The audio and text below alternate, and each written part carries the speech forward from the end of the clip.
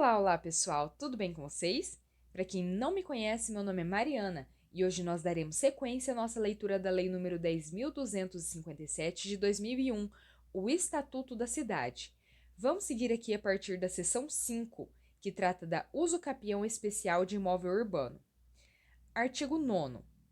Aquele que possuir como sua área ou edificação urbana de até 250 metros quadrados por 5 anos, ininterruptamente sem oposição, utilizando-a para sua moradia ou de sua família, adquirir-lhe-á o domínio, desde que não seja proprietário de outro imóvel urbano ou rural. Parágrafo 1º. O título de domínio será conferido ao homem ou à mulher, ou a ambos, independentemente do estado civil. Parágrafo 2º. O direito de que trata este artigo não será reconhecido ao mesmo possuidor mais de uma vez. Parágrafo 3º. Para os efeitos deste artigo, o herdeiro legítimo continua, de pleno direito, a posse de seu antecessor, desde que já resida no imóvel por ocasião da abertura da sucessão. Artigo 10. Os núcleos urbanos informais existentes sem oposição há mais de 5 anos e cuja área total dividida pelo número de possuidores seja inferior a 250 metros quadrados por possuidor, são suscetíveis de serem usucapidos coletivamente, desde que os possuidores não sejam proprietários de outro imóvel urbano ou rural. Parágrafo 1º. O possuidor pode, para o fim de contar o prazo exigido por este artigo, acrescentar sua posse e a de seu antecessor, contanto que ambas sejam contínuas. Parágrafo 2º. A uso capião especial coletiva de imóvel urbano será declarada pelo juiz, mediante sentença, a qual servirá de título para registro no cartório de registro de imóveis. Parágrafo 3º. Na sentença, o juiz atribuirá igual fração ideal de terreno a cada possuidor, independentemente da dimensão do terreno que cada um ocupe, salvo hipótese de acordo escrito entre os condôminos, estabelecendo frações ideais diferenciadas. Parágrafo 4º.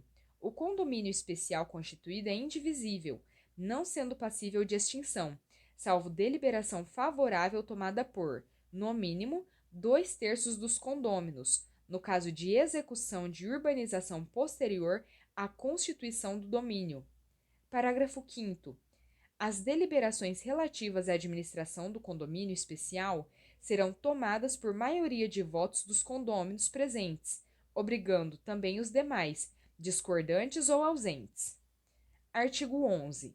Na pendência da ação de uso capião especial urbana, ficarão sobrestadas quaisquer outras ações, petitórias ou possessórias, que venham a ser propostas relativamente ao imóvel usucapiendo.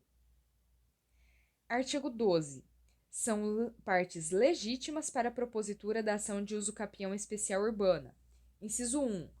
O possuidor, isoladamente ou em litisconsórcio originário ou superveniente.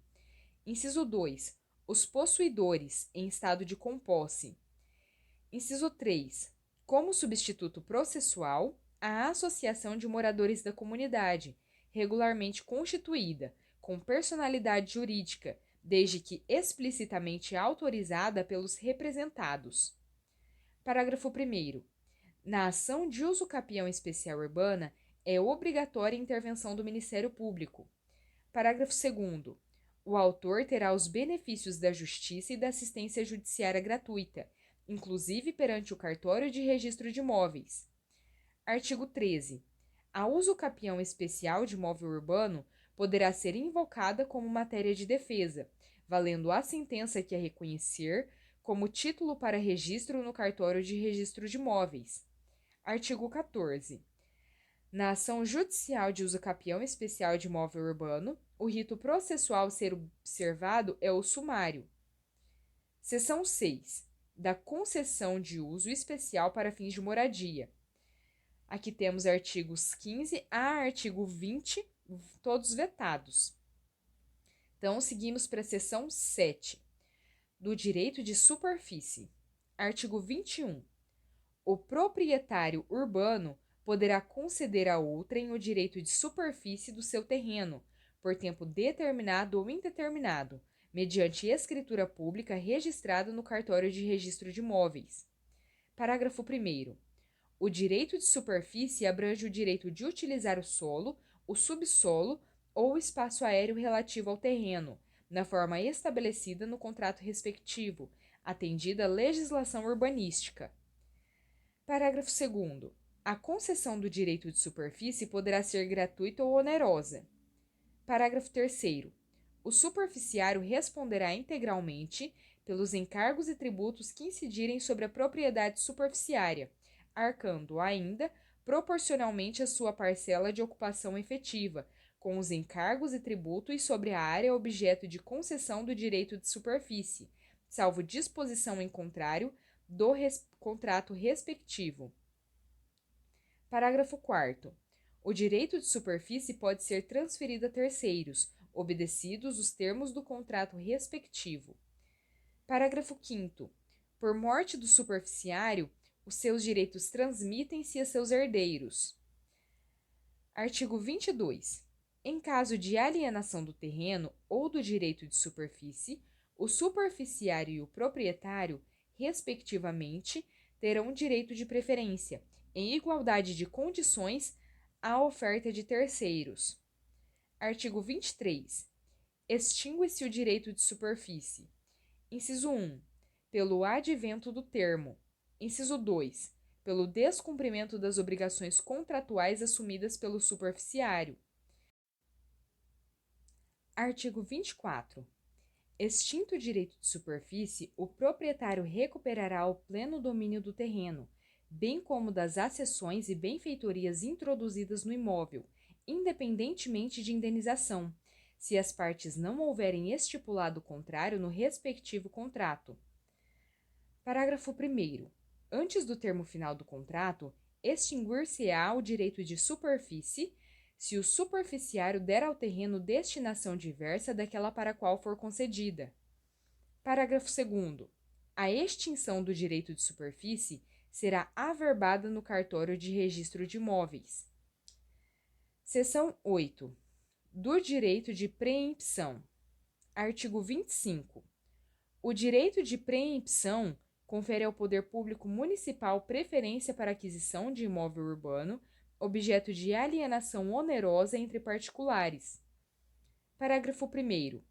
Lei municipal, baseada no plano diretor, delimitará as áreas em que incidirá o direito de preempção e fixará prazo de vigência não superior a 5 anos, renovável a partir de 1 ano após o decurso do prazo inicial de vigência. Parágrafo 2º.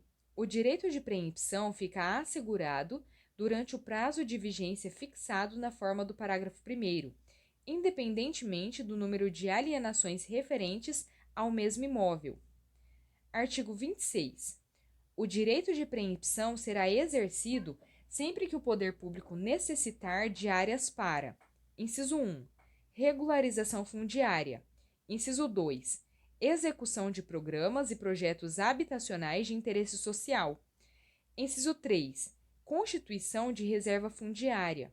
Inciso 4. Ordenamento e direcionamento da expansão urbana. Inciso 5. Implantação de equipamentos urbanos e comunitários. Inciso 6. Criação de espaços públicos de lazer e áreas verdes. Inciso 7. Criação de unidades de conservação ou proteção de outras áreas de interesse ambiental. Inciso 8. Proteção de áreas de interesse histórico, cultural ou paisagístico. Inciso 9. Vetado. Parágrafo único. A lei municipal prevista no parágrafo 1º do artigo 25 desta lei deverá enquadrar cada área em que incidirá o direito de preempção em uma ou mais das finalidades enumeradas por este artigo. Artigo 27. O proprietário deverá notificar sua intenção de alienar o imóvel, para que o município, no prazo máximo de 30 dias, manifeste por escrito seu interesse em comprá-lo. Parágrafo 1º. A notificação mencionada no caput será anexada à proposta de compra assinada por terceiro interessado na aquisição do imóvel, da qual constarão preço, condições de pagamento e prazo de validade. Parágrafo 2º. O município fará publicar em órgão oficial e pelo menos um jornal local ou regional de grande circulação edital de aviso da notificação recebida nos termos do CAPT e da intenção de aquisição do imóvel nas condições da proposta apresentada. Parágrafo 3º. Transcorrido o prazo mencionado no CAPT sem manifestação, fica o proprietário autorizado a realizar a alienação para terceiros, nas condições da proposta apresentada. Parágrafo 4º. Concretizada a venda a terceiro, o proprietário fica obrigado a apresentar ao município, no prazo de 30 dias, cópia do instrumento público de alienação do imóvel. Parágrafo 5º. A alienação processada em condições diversas da proposta apresentada é nula de pleno direito. Parágrafo 6º. Ocorrida a hipótese prevista no parágrafo 5º, o município poderá adquirir o imóvel pelo valor da base de cálculo do IPTU ou pelo valor indicado na proposta apresentada, se este for inferior àquele. Seção 9. Da outorga onerosa do direito de construir. Artigo 28. O plano diretor poderá fixar áreas nas quais o direito de construir poderá ser exercido acima do coeficiente de aproveitamento básico adotado, mediante contrapartida a ser prestada pelo beneficiário. Parágrafo 1º. Para os efeitos desta lei, coeficiente de aproveitamento é a relação entre a área edificável e a área do terreno. Parágrafo 2º. O plano diretor poderá fixar coeficiente de aproveitamento básico único para toda a zona urbana ou diferenciado para as áreas específicas dentro da zona urbana. Parágrafo 3º. O plano diretor definirá os limites máximos a serem atingidos pelos coeficientes de aproveitamento, considerando a proporcionalidade entre a infraestrutura existente e o aumento de densidade esperado em cada área. Artigo 29. O plano diretor poderá fixar áreas nas quais poderá ser permitida alteração de uso do solo, mediante contrapartida a ser prestada pelo beneficiário. Artigo 30. Lei municipal específica estabelecerá as condições a serem observadas para a outorga onerosa do direito de construir e de alteração de uso, determinando: inciso 1. A fórmula de cálculo para cobrança. Inciso 2. Os casos passíveis de isenção do pagamento da outorga.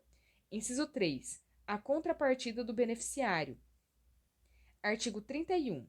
Os recursos auferidos com a adoção da outorga onerosa do direito de construir e de alteração de uso serão aplicados com as finalidades previstas nos incisos 1 a 9 do artigo 26 desta lei.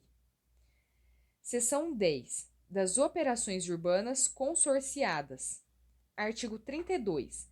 Lei municipal específica, baseada no plano diretor, poderá delimitar a área para a aplicação de operações consorciadas. Parágrafo 1º. Considera-se operação urbana consorciada o conjunto de intervenções e medidas coordenadas pelo poder público municipal, com a participação dos proprietários, moradores, usuários permanentes e investidores privados, com o objetivo de alcançar em uma área transformações urbanísticas e estruturais, melhorias sociais e valorização ambiental. Parágrafo 2º. Poderão ser previstas nas operações urbanas consorciadas, entre outras medidas. Inciso 1. A modificação de índices e características de parcelamento, uso e ocupação do solo e subsolo, bem como alterações das normas edilícias, considerado o impacto ambiental delas decorrentes. Inciso 2. A regularização de construções, reformas ou ampliações executadas em desacordo com a legislação vigente. Inciso 3. A concessão de incentivos a operações urbanas que utilizam tecnologias visando a redução de impactos ambientais e que comprovem a utilização, nas construções e uso de edificações urbanas, de tecnologias que reduzam os impactos ambientais e economizem recursos naturais, especificadas as modalidades de design e de obras a serem contempladas. Artigo 33. Da lei específica que aprovar a operação urbana consorciada, constará o plano de operação urbana consorciada, contendo, no mínimo, inciso 1, definição da área a ser atingida. Inciso 2, programa básico de ocupação da área. Inciso 3, programa de atendimento econômico e social para a população diretamente afetada pela operação. Inciso 4. Finalidades da operação. Inciso 5. Estudo prévio de impacto de vizinhança. Inciso 6. Contrapartida a ser exigida dos proprietários, usuários permanentes e investidores privados em função da utilização dos benefícios previstos nos incisos 1, 2 e 3 do parágrafo 2º do artigo 32 desta lei. Inciso 7. Forma de controle da operação, obrigatoriamente compartilhado com representação da sociedade civil. Inciso 8. Natureza dos investimentos a serem concedidos aos proprietários, usuários permanentes e investidores privados, uma vez atendido o disposto no inciso 3 do parágrafo 2º do artigo 32 desta lei. Parágrafo 1º. Os recursos obtidos pelo Poder Público Municipal na forma do inciso 6 deste artigo serão aplicados exclusivamente na própria operação urbana consorciada. Parágrafo 2º. A partir da aprovação da lei específica de que trata o CAPT, são nulas as licenças e autorizações a cargo do Poder Público Municipal expedidas em desacordo com o plano de operação urbana consorciada. Artigo 34. A lei específica que aprovar a operação urbana consorciada poderá prever a emissão pelo município de quantidade determinada de certificados de potencial adicional de construção, que serão alienados em leilão ou utilizados diretamente no pagamento das obras necessárias à própria operação. Parágrafo 1º.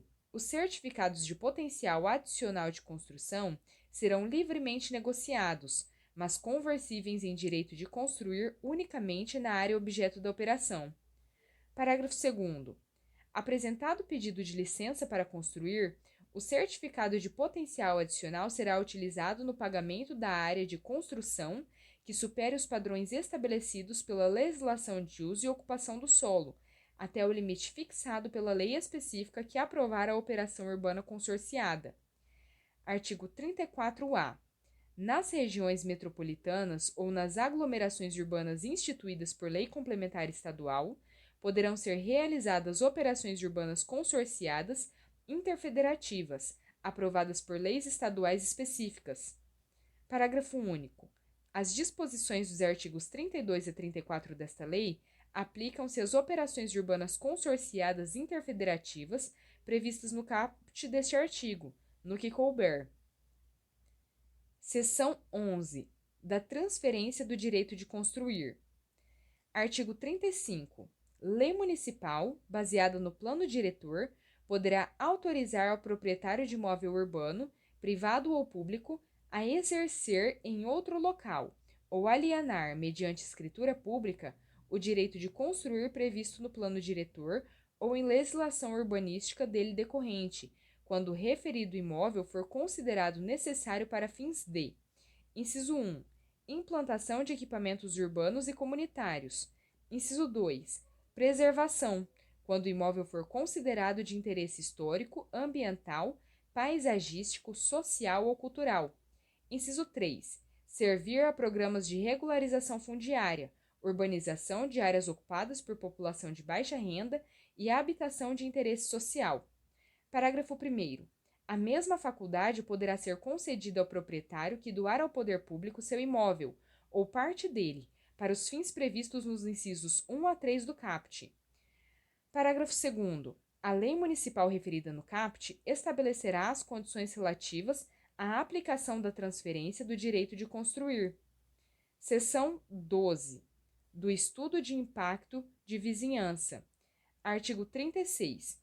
Lei municipal definirá os empreendimentos e atividades privados ou públicos em área urbana que dependerão de elaboração de estudo prévio de impacto de vizinhança, EIV, para obter as licenças ou autorizações de construção, ampliação ou funcionamento a cargo do Poder Público Municipal. Artigo 37. O EIV será executado de forma a contemplar os efeitos positivos e negativos do empreendimento ou atividade quanto à qualidade de vida da população residente na área e suas proximidades, incluindo a análise, no mínimo, das seguintes questões. Inciso 1. Adensamento populacional. Inciso 2. equipamentos urbanos e comunitários. Inciso 3, uso e ocupação do solo. Inciso 4, valorização imobiliária. Inciso 5, geração de tráfego e demanda por transporte público. Inciso 6, ventilação e iluminação.